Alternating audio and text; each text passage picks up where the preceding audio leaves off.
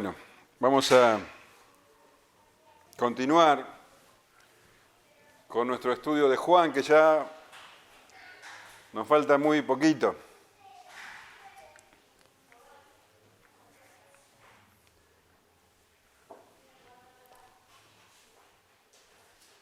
Si hay algo que es muy fácil para las personas, para nosotros, yo creo que nosotros nos quedamos afuera, es en el hábito de catalogar a las personas, de encasillar a las personas, decir esta persona es así y se acabó, ¿no es cierto? Y en las Escrituras hay un apóstol al que hemos encasillado, y es el apóstol Tomás. Si yo te digo que me des una definición del apóstol Tomás, ¿qué me decís vos? El incrédulo. Él es el incrédulo del grupo de los apóstoles. Bueno, seguramente Tomás era bastante incrédulo por lo que leemos, pero no era más incrédulo que el resto de los apóstoles. Hoy lo vamos a ver.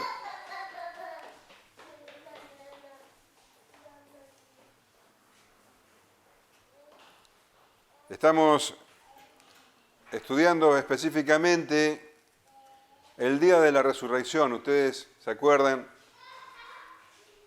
el maravilloso encuentro de el Señor, o mejor dicho, de María Magdalena con el Señor. Ella no tenía la menor idea de la resurrección. Ella no esperaba la resurrección del Señor. Ella estaba sufriendo porque había desaparecido el cuerpo y quería recuperarlo para poder brindarle los honores que se merecía. Ella quería recuperar el cuerpo muerto del Señor, pero se lo encontró vivo. Él se le presentó y la llamó por su nombre, y de un instante al otro toda esa tristeza, esa depresión, esa angustia que ella tenía, desapareció, y ahí estaba. Raboni, su maestro, se abalanzó sobre él, lo adoró, y el Señor la envió a anunciar la buena nueva a los discípulos. Y no solamente a ella, sino que al resto de las mujeres también se le apareció y también las envió a anunciárselo a los discípulos. Y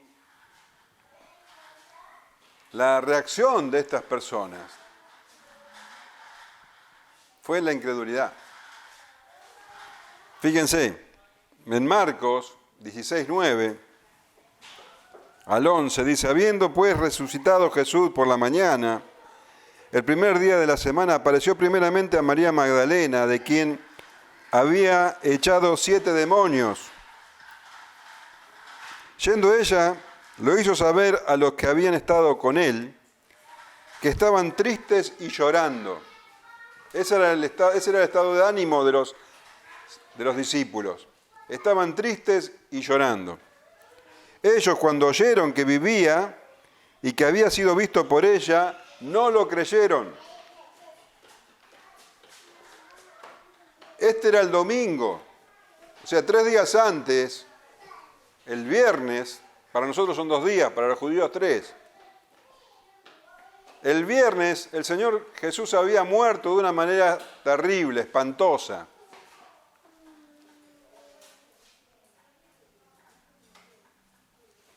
Ellos estaban tristes por la pérdida, porque Él era su maestro, Él era la esperanza que ellos tenían. Ellos lo amaban, habían estado 3 años siguiéndolo. Y ahora se había acabado todo, Él había muerto. Todos esos milagros, todas esas enseñanzas habían quedado atrás, ellos tenían que elaborar esa pérdida. Además estaba el hecho de que el papel que ellos cumplieron en esa situación tan difícil fue realmente pobre. Cuando vinieron a buscar al Señor Jesús, los soldados y los alguaciles del templo, ellos salieron corriendo. Pedro, sabemos, lo negó 3 veces. Entonces, al dolor de esa pérdida tan grande, también había que sumarle eso. Seguramente ellos se sentían culpables. Y además de todo, estaba el miedo. Porque si al Señor Jesús le habían hecho eso, bueno, probablemente también los buscarían a ellos. Así que ellos estaban, como dice acá, en Marcos, tristes y llorando. Cuando vino María Magdalena, no le creyeron. Cuando vinieron las otras mujeres, fíjense en Lucas, capítulo 24, dice, y volviendo del sepulcro, versículo 9, y volviendo del sepulcro dieron nuevas de todas estas cosas a los 11 y a todos los demás. Eran María Magdalena y Juana y María, madre de Jacobo, y las demás con ellas, quienes dijeron estas cosas a los apóstoles, mas a ellos les parecían locura las palabras de ellas y no las creían. Una locura, una verdadera locura. Bueno, nosotros sabemos que Juan y Pedro finalmente fueron al sepulcro. El primero entró Pedro, ustedes saben, vio que la tumba verdaderamente estaba vacía y dice que se volvió maravillado pensando en estas cosas. Cuando entró Juan y vio eso, que la tumba estaba vacía, que las vendas estaban ordenadas donde tendría que estar el cuerpo, dice que creyó. Esto lo leíamos en el capítulo 20, pero en los versículos 8 y 9. Entonces entró también el otro discípulo que había venido primero al sepulcro y vio y creyó, porque aún no habían entendido la escritura que era necesario que él resucitase de los muertos. Entonces, Juan creyó, dice. Pedro todavía tenía que elaborarlo. Se fue maravillado. Pero nos cuentan las Escrituras por un pasaje que vamos a leer luego, y por Primera de Corintios, capítulo 15, que se le apareció a Pedro en ese día. Primera de Corintios 15, 4 y 5 voy a leer. Y que fue sepultado y que resucitó al tercer día conforme a las Escrituras, y apareció a Cefas y después a los 12, que nosotros sabemos que no son 12, porque ya Judas no era parte del grupo. Primero se le apareció a Pedro, a Cefas. Después vamos a leer, como les decía, un pasaje donde dice específicamente que se le había aparecido ese día. Entonces tenemos que Juan creyó y que se le apareció a Pedro. Sin embargo, todas estas noticias y todos estos testimonios no alcanzaban para cambiar el ánimo a los apóstoles. Esa noche, la noche del domingo, del primer día de la semana, ellos se reunieron todos y el estado de ánimo estaba muy lejos de ser alegre. Ninguno estaba con gozo expectante. Vamos a leer los versículos 19 al 23 de este capítulo 20. Juan 20, entonces, 19 al 23. Cuando llegó la noche de aquel mismo día, el primero de la semana, estando las puertas cerradas en el lugar donde los discípulos estaban reunidos por miedo de los judíos, vino Jesús y puesto en medio, les dijo, paz a vosotros. Y cuando les hubo dicho esto, les mostró las manos y el costado, y los discípulos se regocijaron viendo al Señor. Entonces Jesús les dijo otra vez, paz a vosotros, como me envió el Padre, así también yo os envío. Y habiendo dicho esto, sopló y les dijo, recibid el Espíritu Santo. A quienes remitiereis los pecados les son remitidos, y a quienes se los retuviereis les son retenidos. Aunque no especifica acá el lugar donde estaban reunidos, seguramente se trataba del aposento alto donde habían celebrado la última cena, que pertenecía, parece ser, a la madre de Juan Marcos, el autor del Evangelio. Y verdaderamente ese domingo había sido un día de muchos sobresaltos.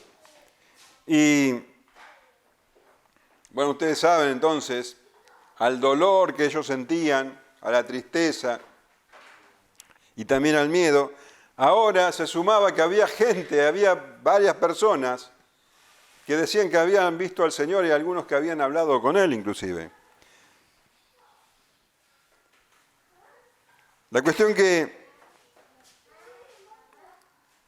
esta reunión donde había 10 discípulos, ya dijimos que Judas no estaba más entre ellos, pero faltaba Tomás, y aparte había otras personas, también discípulos de Jesús, pero no eran parte de los apóstoles, allí reunidos, y nos dice que estaban las puertas cerradas. Y cuando dice cerradas, la idea es bien aseguradas, bien cerradas.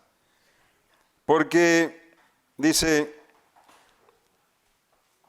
estaban reunidos con las puertas cerradas porque tenían miedo. Tenían miedo a los judíos. Claro, era una posibilidad muy cierta, como decíamos recién, que ahora vinieran por ellos. De hecho, el Señor Jesús, esa última noche, les había hablado de esto, de que iban a ser perseguidos. Él les había dicho, en el capítulo 16, lo leemos, versículo 2, os expulsarán de las sinagogas, y aún viene la hora cuando cualquiera que os mate pensará que rinde servicio a Dios. Entonces ellos estaban allí con miedo al ataque de los judíos y verdaderamente turbados por todo esto que estaban viviendo. Claro, por la muerte del Señor Jesús, por la tristeza que nosotros ya hablábamos, el miedo, y ahora con las nuevas noticias de que algunos de ellos decían que lo habían visto, y esto no era algo que se pudiera creer tan fácilmente. Por más que sea Pedro, por más que sea Juan, por más que sean los que sean, los discípulos no podían creer que el Señor estaba vivo, y se ve que en esa reunión entonces estaba este estado de ánimo y de agitación. Había además en ese grupo 2 personas que aseguraban haber hablado un rato largo con el Señor. Estos hombres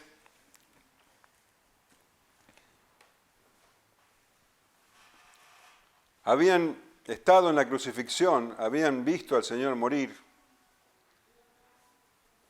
y tuvieron que esperar el día de reposo, el sábado, que pasara para después volver a sus hogares en Emaús. Esto está en el libro de Lucas, vamos a leerlo. En el capítulo 24, versículo 13 en adelante.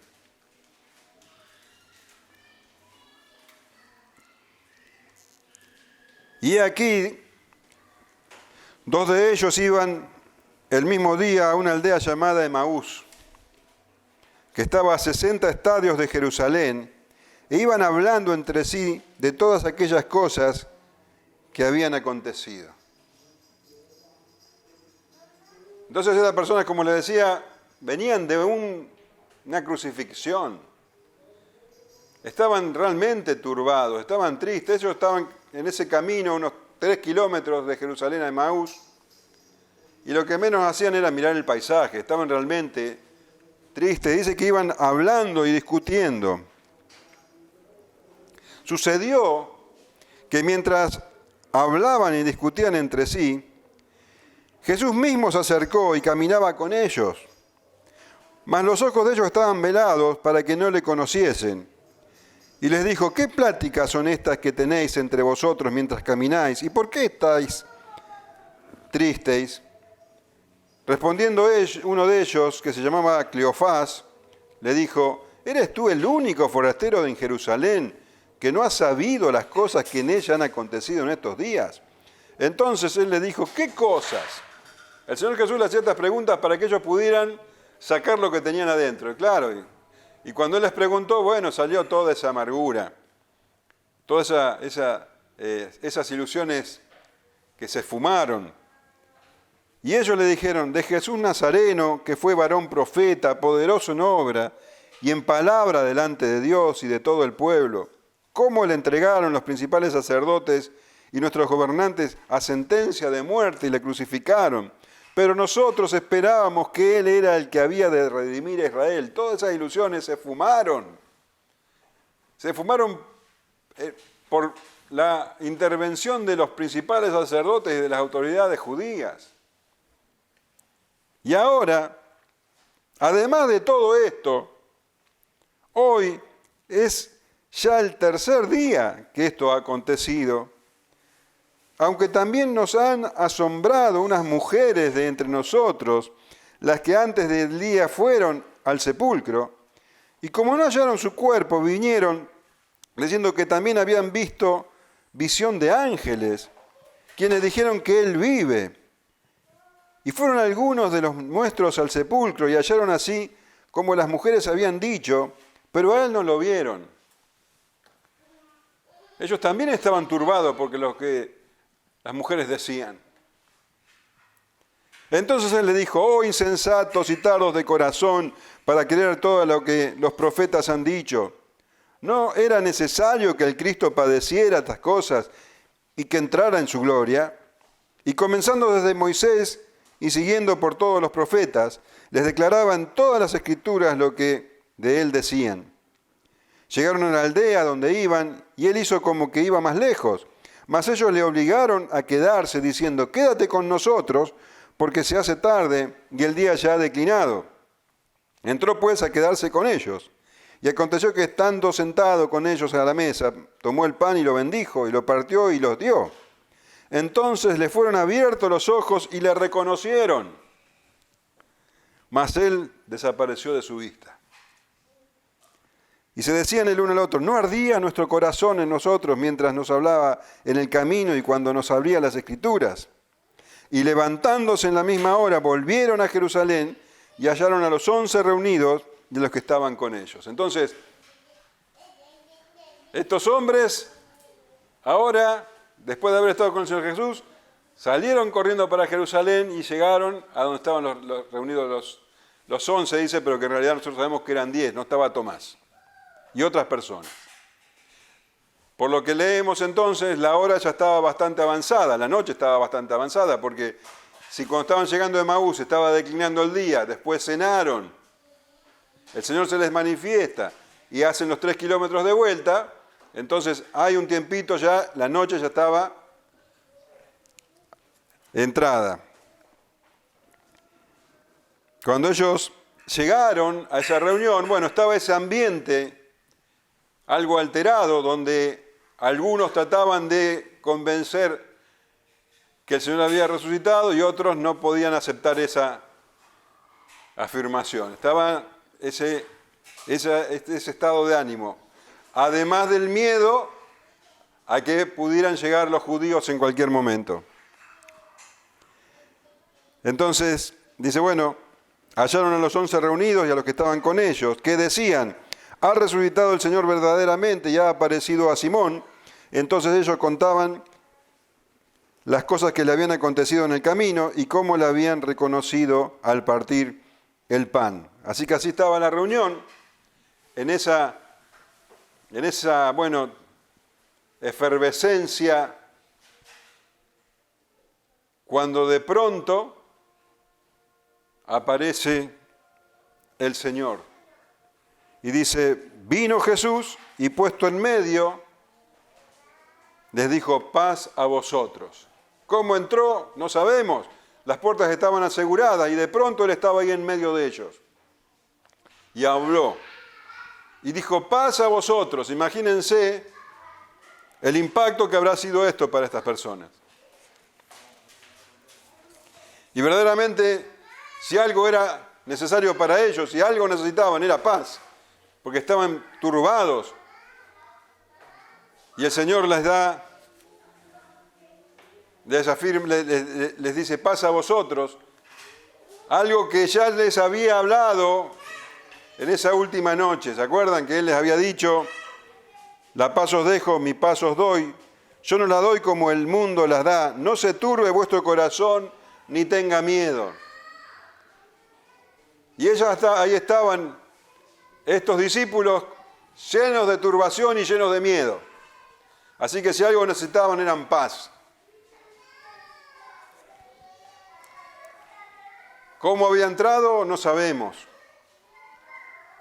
Pero podemos entender que su cuerpo glorificado tenía otras características a su cuerpo natural. De hecho, cuando los discípulos de Emaús se dieron cuenta que Él era el Señor, desapareció delante de ellos. Ahora Él entró a ese recinto cerrado. Bueno, no tenemos explicación, no sabemos y la Escritura no lo dice, no vamos a especular sobre esto.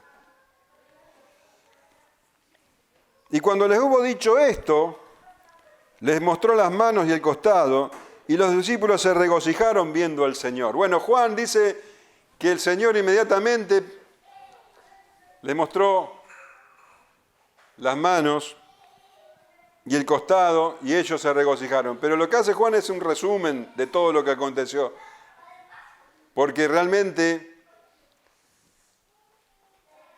ese gozo no fue instantáneo. Lucas nos cuenta con más detalles. En el versículo 37 del capítulo 24, que veníamos leyendo, Lucas cuenta que cuando el Señor Jesús entró y les dijo: paz a vosotros, dice: entonces, espantados y atemorizados, pensaban que veían espíritu. Pero Él les dijo: ¿por qué estáis turbados y vienen a vuestro corazón estos pensamientos? Lejos de reaccionar con gozo al ver al Señor ahí, ellos se asustaron, espantados y atemorizados, porque creían estar viendo un fantasma. Al testimonio de los discípulos que lo habían visto, el testimonio de las mujeres, bueno, los discípulos al verlo, lo que creyeron era que era un fantasma que se le estaba manifestando. Por eso, el Señor Jesús, para demostrarle que Él no era un fantasma, sino que tenía cuerpo, es que les muestra sus heridas.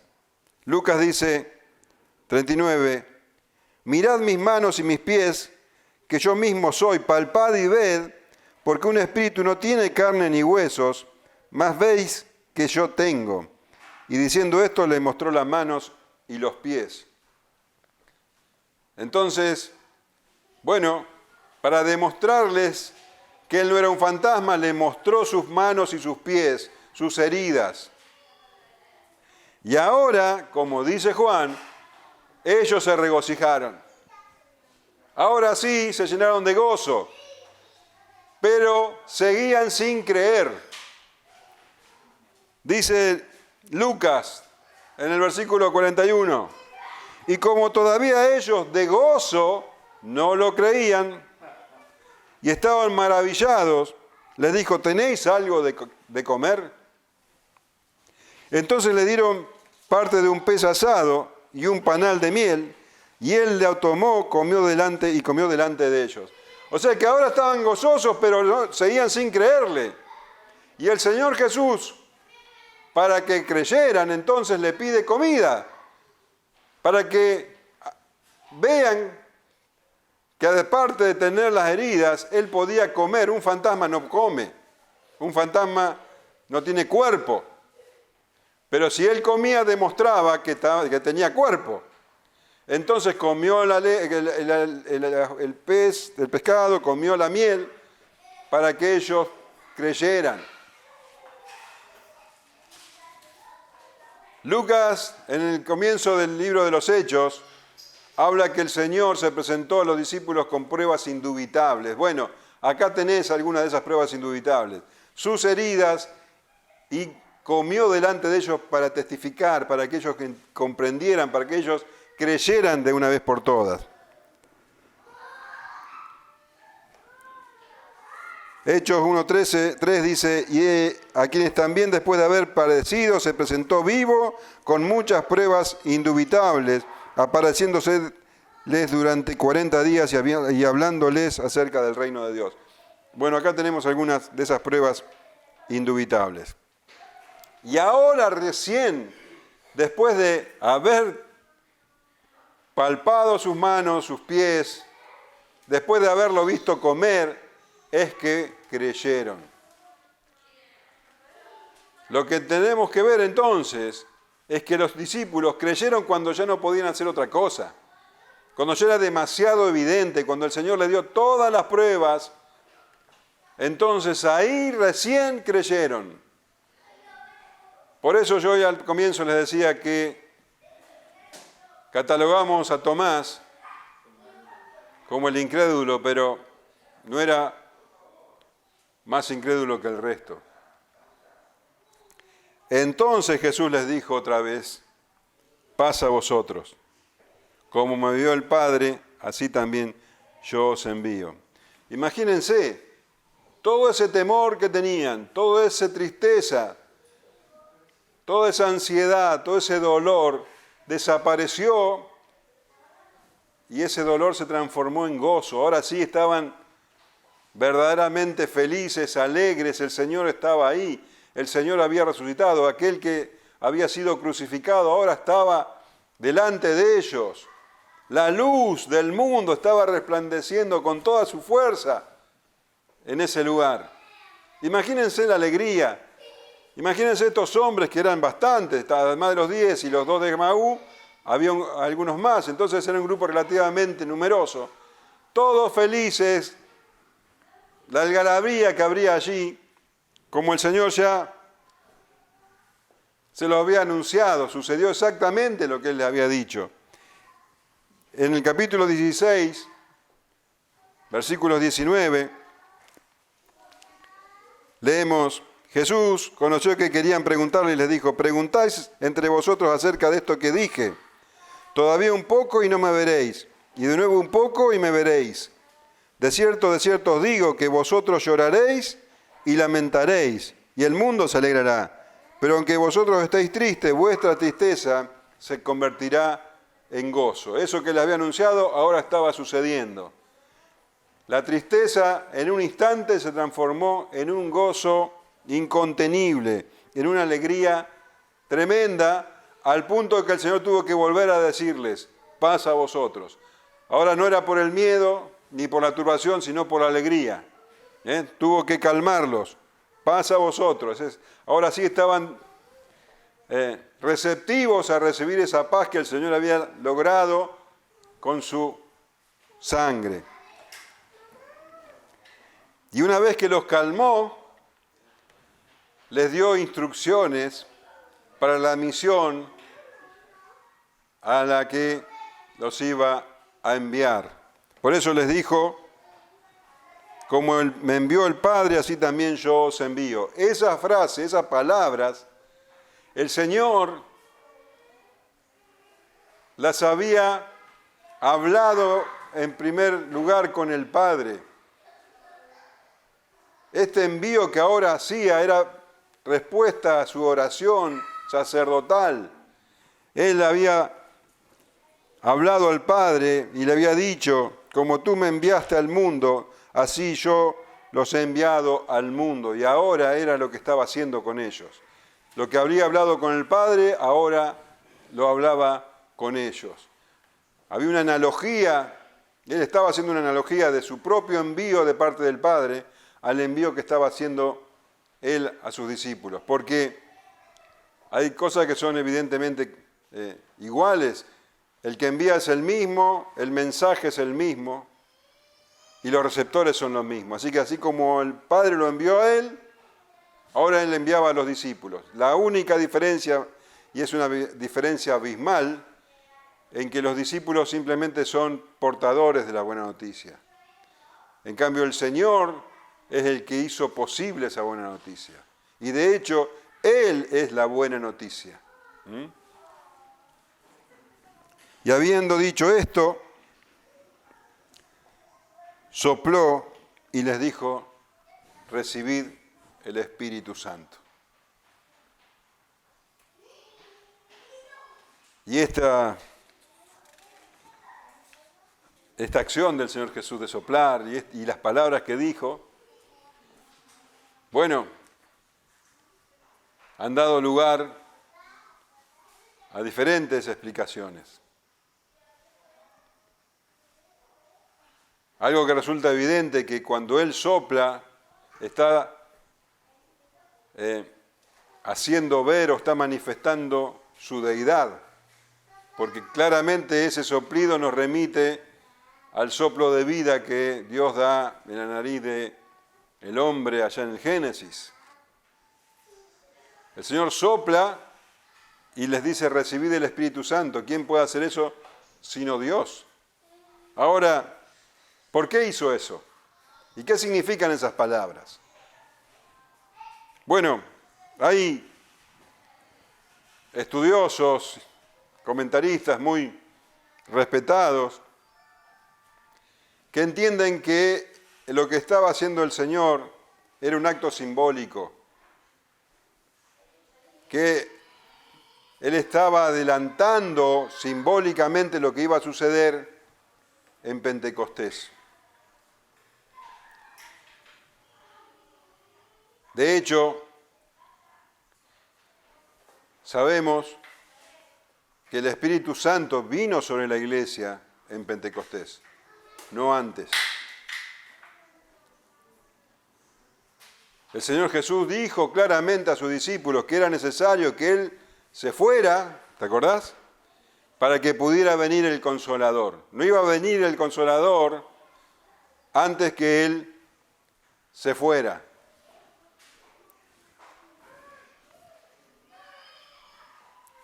Pero os digo la verdad, os conviene que yo me vaya, dice el Señor en el capítulo 16, porque si no me fuera el Consolador no vendría a vosotros, mas si me fuere, os lo enviaré. El Señor estaba ahí todavía, no había ascendido al cielo. De hecho, después de esos 40 días que se manifestó resucitado, el último día, cuando ya estaba a punto de ascender, el Señor le dijo a los discípulos en Hechos 1:8, pero recibiréis poder cuando haya venido sobre vosotros el Espíritu Santo, y me seréis testigos en Jerusalén, en toda Judea, en Samaria y hasta lo último de la tierra. Él está diciendo que todavía el Espíritu Santo no había venido sobre los discípulos. Y cuando viniera iba a recibir el poder, iban a recibir poder. Entonces, ¿qué significa esto de que sopló y le dijo recibid el Espíritu Santo? ¿Es, como dicen algunos, un acto simbólico? Bueno, yo entiendo, con muchos comentaristas, no es una idea mía, que lo que estaba haciendo el Señor Jesús es algo bien concreto, no simbólico. Todavía Él ya había muerto en la cruz, pero todavía no había llegado la época, la era de la iglesia.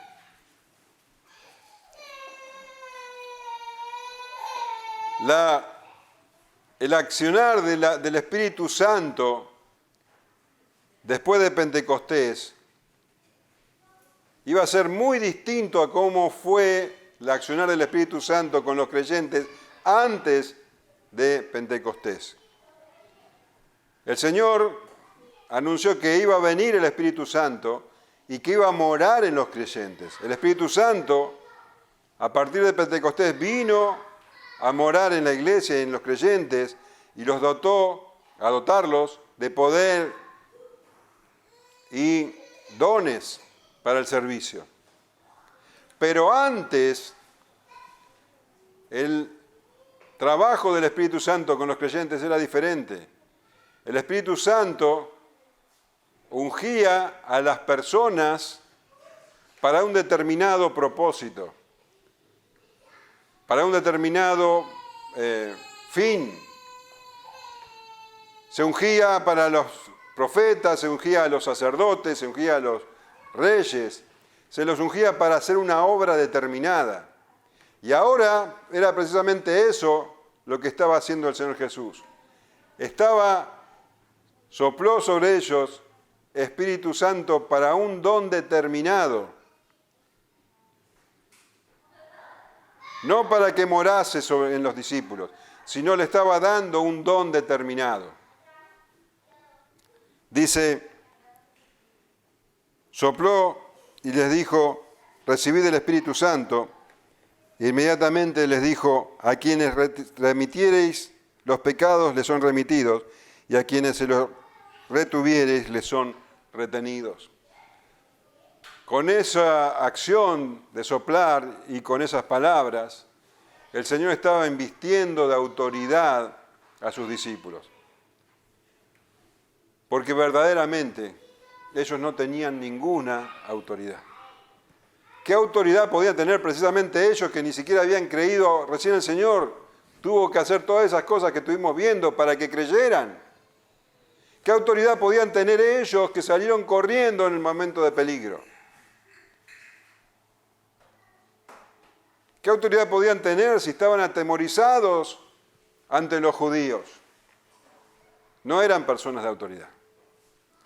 Por eso el Señor Jesús los inviste de autoridad.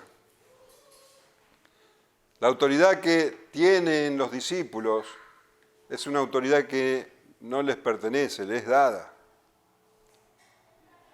Y ahora ellos tenían, a partir de este momento, la autoridad de declarar a las personas que sus pecados eran remitidos o retenidos. Porque el único que puede perdonar los pecados es Dios. Pero los discípulos ahora tienen la autoridad de declararlo. Y esa autoridad está basada, está encuadrada en la Escritura. Toda autoridad que tienen los discípulos es cuando hablan la palabra de Dios.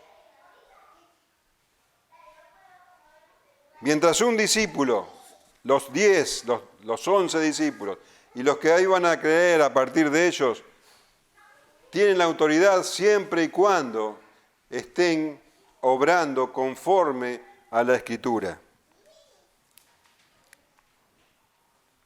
Ahora la iglesia, en este caso los discípulos, tenían la autoridad dada por Dios para confrontar al mundo con sus pecados, conforme a la Escritura y siguiendo el ejemplo del Señor Jesús. Acordate, por ejemplo, aquel episodio que leemos en Lucas capítulo 13, cómo el Señor confrontaba a las personas con su pecado. Lucas 13, versículos 1 al 5. En este mismo tiempo estaban allí algunos que le contaban acerca de los galileos cuya sangre Pilato había mezclado con los sacrificios de ellos. Respondiendo Jesús les dijo, ¿pensáis que estos galileos, porque padecieron tales cosas, eran más pecadores que todos los galileos? Os digo, no. Antes, si no os arrepentís, todos pereceréis igualmente. O aquellos 18 sobre los cuales cayó la torre de Siloé y los mató, ¿pensáis que eran más culpables que todos los hombres que habitan en Jerusalén? Os digo, no. Antes, si no os arrepentís, todos pereceréis igualmente. Ahora nosotros, los 10 y los que creemos a partir de su palabra, la iglesia, tenemos la autoridad de confrontar al mundo con sus pecados. Todo aquel que rechaza al Señor Jesús es condenado y nosotros tenemos la autoridad para decirle. Y todo aquel que cree en el Señor Jesús es perdonado. El que en Él cree, dice el Señor, no es condenado, pero el que no cree ya ha sido condenado porque no ha creído en el nombre del unigénito Hijo de Dios. Esa autoridad con que el apóstol Pablo dijo en 1 Corintios 16, 22, el que no amare al Señor Jesucristo sea anatema.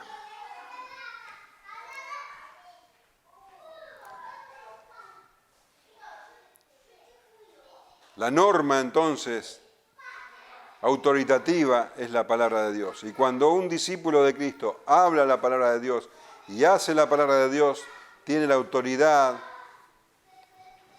delegada por Dios. Y así como confrontamos al mundo con los pecados, también tenemos el deber, como creyentes,